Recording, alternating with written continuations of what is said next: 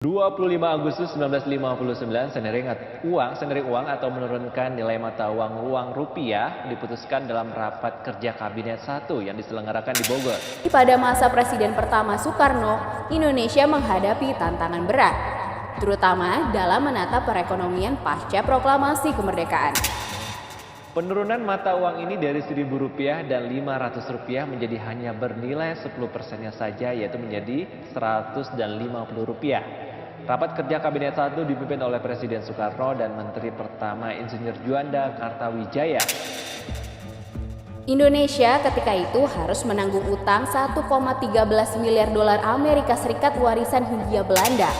Hal ini dilakukan oleh pemerintah untuk menekan laju inflasi, namun akibat diberlakukan yang senering ini sempat memicu kericuhan di kalangan masyarakat. Di sisi lain, banyak aset produktif rusak akibat perang, barang-barang kebutuhan langka, sehingga menyebabkan inflasi. Di tengah semangat revolusi dan nasionalisme, Indonesia pernah dilanda badai ekonomi yang dahsyat, sebuah masa di mana nilai rupiah tergerus habis, inflasi meroket, dan rakyat hidup dalam kesengsaraan.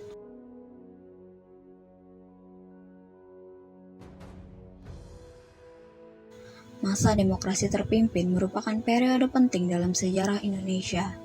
Di bawah kepemimpinan Presiden Soekarno, pembangunan infrastruktur digalakkan, proyek-proyek besar digulirkan.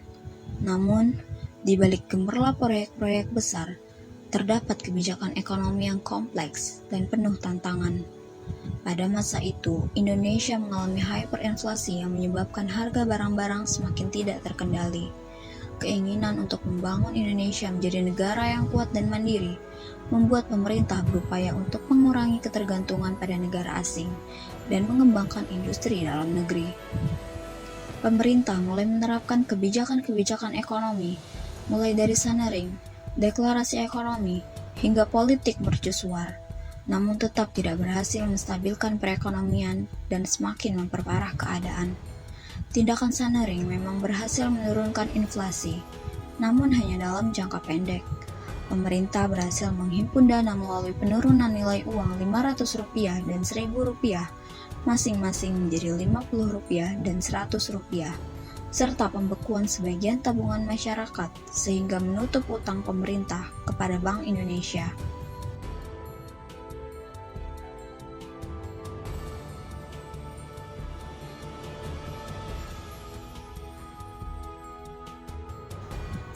Pemerintah juga menaikkan harga bahan bakar minyak seperti bensin dari Rp250 per liter menjadi Rp1.000 per liter.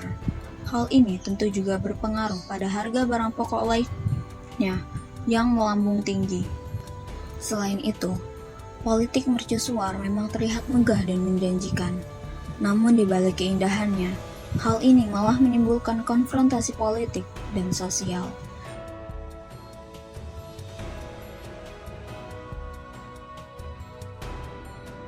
Ketidakpuasan masyarakat terhadap kondisi ekonomi yang semakin memburuk memicu pemberontakan di berbagai daerah yang semakin memperburuk situasi ekonomi negara.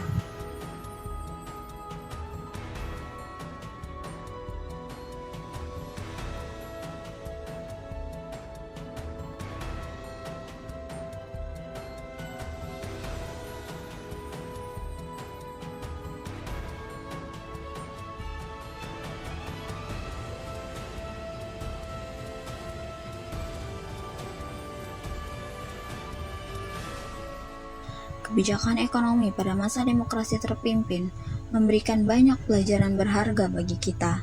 Semangat nasionalisme memang perlu, namun harus diimbangi dengan perencanaan yang matang dan pelaksanaan yang efektif. Kita sebagai pewaris bangsa memiliki tanggung jawab untuk menjaga negeri ini. Dengan memahami sejarah, kita dapat membangun fondasi yang kuat dan berkelanjutan. Jangan biarkan sejarah kelam terulang kembali.